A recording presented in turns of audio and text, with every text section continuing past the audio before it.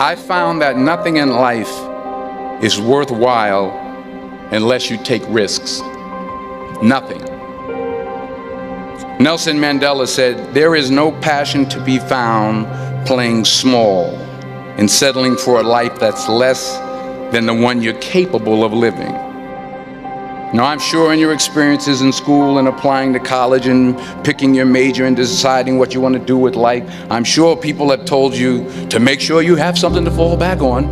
Make sure you got something to fall back on, honey. But I never understood that concept, having something to fall back on.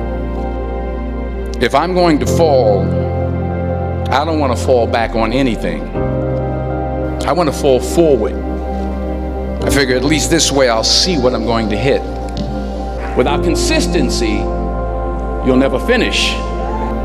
So do what you feel passionate about. Take chances. Don't be afraid to fail. There's an old IQ test, was 9 dots, and you had to draw 5 lines with a pencil within these 9 dots without lifting the pencil. The only way to do it was to go outside the box. So don't be afraid to go outside the box. Don't be afraid to think outside the box. Don't be afraid to fail big, to dream big. But remember, dreams without goals are just dreams. So you are what you are in this world. That's either one or two things. Either you're somebody, or you're nobody. Reggie Jackson struck out 2,600 times in his career, the most in the history of baseball. But you don't hear about the strikeouts. People remember the home runs. Fall forward. Thomas Edison conducted 1,000 failed experiments. Did you know that? I didn't know that. Because the 1,001st was the light bulb. Fall forward. Every failed experiment is one step closer to success. You've got to take risks, and I'm sure you've probably heard that before, but I want to talk to you about why that's so important. You will fail at some point in your life. Accept it. You will lose. You will embarrass yourself. You will suck at something. There's no doubt about it. And I know that's probably not a traditional message for a graduation ceremony, but hey, I'm telling you, embrace it, because it's inevitable. In the acting business, you fail all the time. Early on in my career, I auditioned for a part in a Broadway musical. Perfect role for me, I thought, except for the fact that I can't sing. I didn't get the job. But here's the thing. I didn't quit. I didn't fall back. I walked out of there to prepare for the next audition, and the next audition, and the next audition. I prayed. I prayed, and I prayed. But I continued to fail, and fail, and fail. But it didn't matter, because you know what? There's an old saying, you hang around the barbershop long enough, sooner or later you're going to get a haircut. So you will catch a break, and I did catch a break. Last year, I did a play called Fences on Broadway. But here's the kicker. It was at the Court Theater. It was at the same theater that I failed that first audition 30 years prior. The point is, every graduate here today has the training and the talent to succeed. But do you have the guts to fail? If you don't fail, you're not even trying. To get something you never had, you have to do something you never did. Let's imagine you're on your deathbed, and standing around your deathbed are the ghosts representing your unfulfilled potential.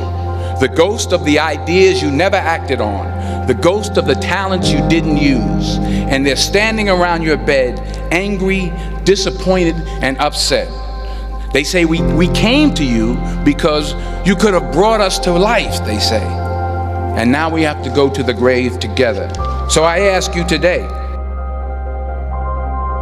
How many ghosts are going to be around your bed when your time comes? Just got back from South Africa. It's a beautiful country, but there are places there with terrible poverty that need help.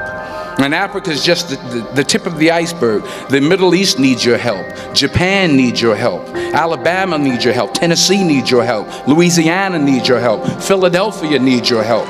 The world needs a lot, and we need it from you. We really do. We need it from you young people. I mean, I'm not speaking for the rest of us up here, but I know I'm getting a little grayer. We need it from you, the young people, because remember this. So you got to get out there.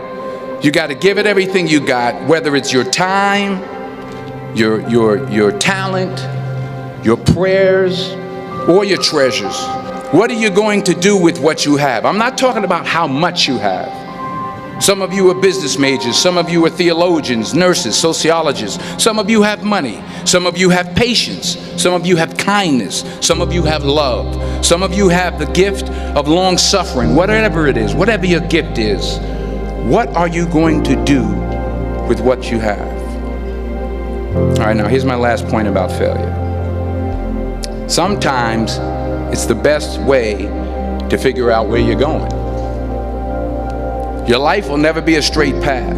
I began at Fordham University as a pre-med student. I took a course called cardiac morphogenesis. I couldn't read it, I couldn't say it, I sure couldn't pass it. So then I decided to go into pre-law, then journalism.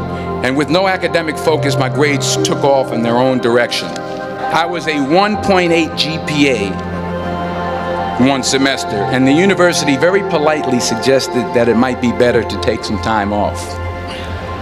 I was 20 years old, I was at my lowest point.